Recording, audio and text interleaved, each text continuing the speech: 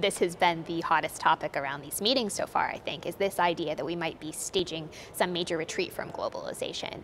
And I wonder what you make of that assertion. Is globalization dead? Is it dying? Where are we on that trajectory, and what does it mean? I don't think it's dead, but I think the last 50 years, the single biggest trend in the world that has created a global middle class was the fact that goods and services and ideas and people and capital were moving faster and faster across all global borders.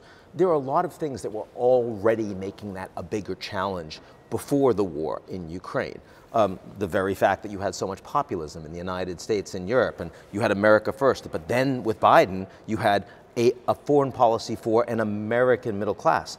Friend-shoring, right? This is all about, we're not doing globalization, we're inserting politics into where we want our capital to go. And we're particularly doing that at home for our workers who've been taking it on the chin and they're voting that way. But then on top of that, you have this war. And you're taking the 11th largest economy in the world, though not for very long, and you're telling them, we're literally going to deglobalize you. That's a very big deal, right? And furthermore, their biggest friend on the global stage is China.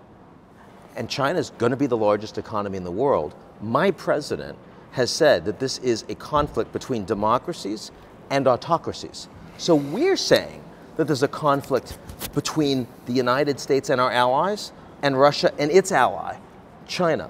What does that mean for the future of globalization? Do you think that's going to make it easier for trade and investment and capital to flow between the West and China? I suspect it's going to make it harder. I don't think that's a good thing, but I think that's where we are. And so that unnerves me when we talk about where globalization is going.